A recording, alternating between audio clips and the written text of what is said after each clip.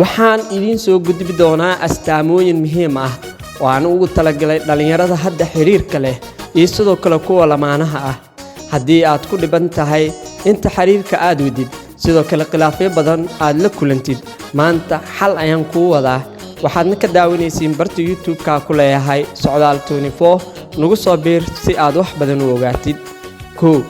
haddii lamaanuhu ay ku heshiyaan noloshooda iyo sidoo kale jaceylkooda inta uu socdo haddii ay ku heshiyaan labadooda wax walba oo noloshooda ku saabsan ayaga inay iska xaliyaan waxa ay keenaysaa taas in ay ku guuleystaan jaceylkooda laakiin haddii ay keento jaceylkooda in mar walba loo xaliyo qof saddexaad uu ku jiro waxay taas keeni doontaa guud ahaan miraha jaceyl aad dhisayseen inay burburaan adiga oo ka shalay doono sanado badan oo xiriir jaceyl ah soo waday in aad ka soo kawoweysid gabdhuhu waxay aad u neceb yihiin raggu beenta u sheego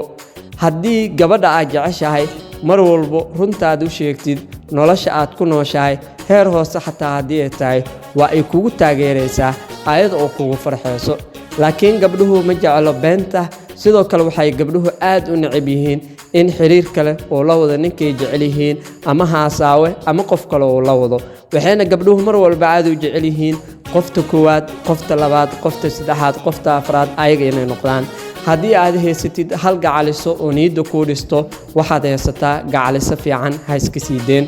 raggu waxay aad u neceb yihiin guriga markay imaadaan in guriga uu yahay guri isku dhex daadsan sidoo kale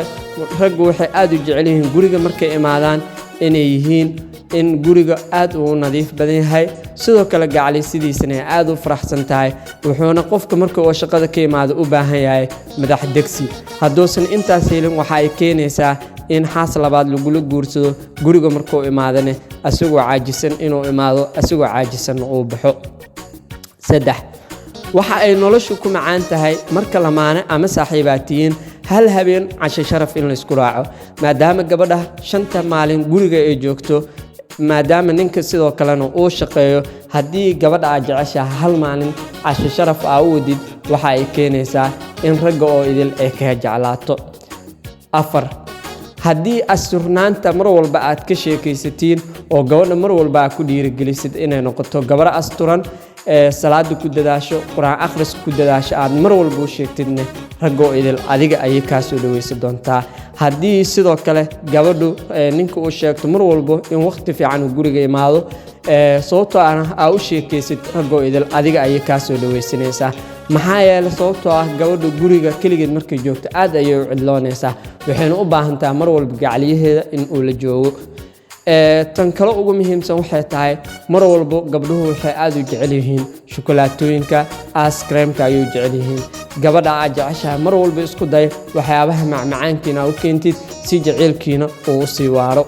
ha ugu sheekeen xaaskaada gabar kale aad jeceshahay heblaayo way qurux badan tahay way shidan tahay taas waxay keenaysaa qalbiga inay ka jabto adiga ay ku qoslayso laakiin uurka ay ka gubanayso mar walba isku day ayada inaa amaantid si dadka ay kaaga soo dhaweysato halkaas ayaan ku soo afmeerayaa inta ku kulmi doona qayb kale oo xiiso badan waa saaxiibkii maan Socdaal oo idin leh nabadgelyo bye bye ayaa idin leeyahay adigana haddii warbixino noocan oo kale ah haysid nala soo wadaag si saaxiibada ugu soo gudbino